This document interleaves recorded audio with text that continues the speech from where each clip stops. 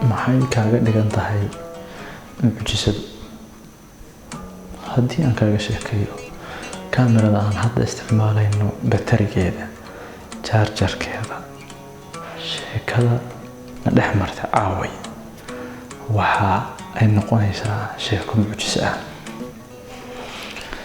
kaamiradan aan hadda ku duuban barnaamijka waxay ahayd mid dab la'aan ah ama dabkeedu u yara.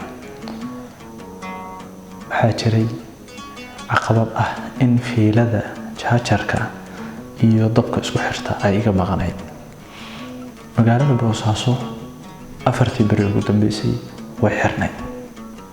waxay ahayd magaalo uu ka jiro jawi mudaharaad ah kaas oo kalifay ama ka yimid kadib markii dowladda ay diiday in ay lacagta Soomaaliga qaadato. taa beddelkeeduna ganacsatadu ay gadood sameeyeen oo ay diideen in ay iyaguna businesska iyo ganacsiga furaan. xilligu waa 3 saac bar ilaa 4 saac. waxaan ahaa hooyad gurigayga oo soo socday. hal mar baa waxaa igu soo dhashay bal inaan raadiyo fiilada isku xirta batariga device-ka lagu charge gareeyo iyo dabka.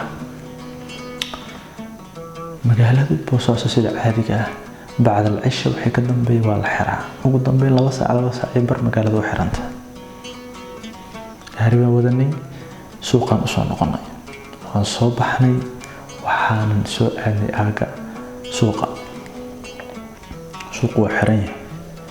waa sii gudubnay. waxaan tagnay aaga maqaaxiyaha. dhowr sandaaqdood aan meesha ku yaalay baan waxaan weydiiyey bal inay hayaan fiiladaas. طبعا jawaabtoodu waxay ahayd ma hayno, sababtoo ah ma jirto cid isticmaasha fiilada xilligan hadda la joogo. ma quusan, waa sii socday dhanka iyo magaaladan sii galay. waxaan soo maray meel kale oo meherad ah oo moobilada lagu farsameeyo. waxaan weydiiyey bal inay hayaan fiiladaas. ninkii meherada joogay laandhuu buu ciyaaray, waqtiga uma hayn in uu igula hadlo. waxaa laga yaabaa in rubdooyin badan ugu hayo ama jaanisyo badan marka ma doonayn inuu xataa waqti badan siiyo. quus baan taagnaa. waxaa jira nin meesha ku qayiliyay oo arkay, dareemayna inay baahi badan jirto oo aan qabo fiiladaas. wuxuu yiri bal horay u soco, dhanka u sii laabo. waayahay baan ku yiri. waa sii socday. waxaa jirtay meherad aan islahaa way furan tahay. meherad kale ma hayn, waxay studio maaragtay filmaanta iyo heesaha iyo cajaladaha laga qaato. studio-gaas u gaaray mise waa mugdi, leerka waa la damiyay, albaabkiina mid baa xiran, midka kalena waxaa ka soo baxay boor. waa istaagay mise iskoobe oo ninkii meherada lahaa uu maaragtay qashinka ku xaaqayo uu rabo inuu albaabka xiro iga soo horbaxay. waxaan weydiiyey fiiladaas inuu hayo. wuxuu yiri ma hayo. uma joojin hadalkiisa. waan soo baxay, meheradaan soo galay. waxaan yiri walaalow aad baan u baahanahay fiiladaas ila raadi.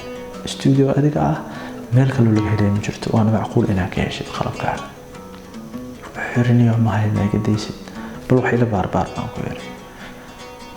gudihii buu galay, meel khaanad soo furay. khaanadii buu yiri ka baaro. shaarkaan la laabtay, farahan la galay boorkii. waa ka soo waayay. intaas aan wax baarayay waxaan ku celcelinayay bal niyo fiiladaas oo baahanahay. wuxuu yiri bal kaydkaygaan fiirinayaa. meel kaloo laabuu sii eegay. kadibna wuxuu ka baaray. wuxuu yiri halkaas bacda ku jirta soo bixi. waan soo bixi. mise bacdu waa bac yar oo wax badan aysan ku jirin. wuxuu yiri waxa ku jira dhul ku daadi. waan daadiyey. wixii oo dhan baa dhul ku daadi. waa fiilooyin saas ugu dhex jira. saas u kala rogay. waa farxay. fiiladii ma arkay. aad baan u farxay runtii. isma lahayn waa helaysaa. laakiin waan helay. aad baan ugu mahadceliyey. qiimo ii sheegay. xoogaa gorgortan kadib waa ku heshiinay. lacagtii baan siiyey, waana ka soo tagay. maxaan mucjiso u aqaanaa? mucjiso waxaan u aqaanaa in xilligaas iyada ah inta iska soo baxo iyada oo waqti dambe ay tahay ujeedkayguna uu yahay wax aanan la heli karin, misana in uu jiro dareen aaminsan oo igu jira kaasoo ilaah isku day waa macquul inaa heshid waxa aad raadinaysa. waan socday, jidku meelaha qaybtood ugu xirnaa maqaaxiyo waaweyn baa ku yaala, jidkuna waa xiran yahay, dad baa cunno ka qaadanay, late night weeye, waqti danba weeye. waan gudbay, intaasoo sababood baa waxaa jiray igu kalifaya in aan niyad jabo. saasoo ay tahay ma niyad jabin, waa socday, waa dadaalay, waa dhaqaaqay, waana helay. waxaa jira waxyaabo badan oo ka waaweyn fiiladan waa wax yar, waa la waayi karaa haddii maaragtay la rabana waaba laga tanaasuli karaa. laakiin waxaa jira waxyaabo badan oo waaweyn oo noloshayada khuseeya, kuwaas oo haddii aanu ka tanaasulno sabab u noqonaya inaanu fashilanno. waxyaabahaas waxaa ka mid ah qofku inuu adduunka wax ka qabsado, waxaa ka weyn oo wax walba ku jiraan inuu aakhiradiisana u shaqaysto, inuu magaciisa ilaaliyo, inuu aqoontiisa kordhiyo, inuu garashadiisa kordhiyo, inuu fahamkiisa kordhiyo,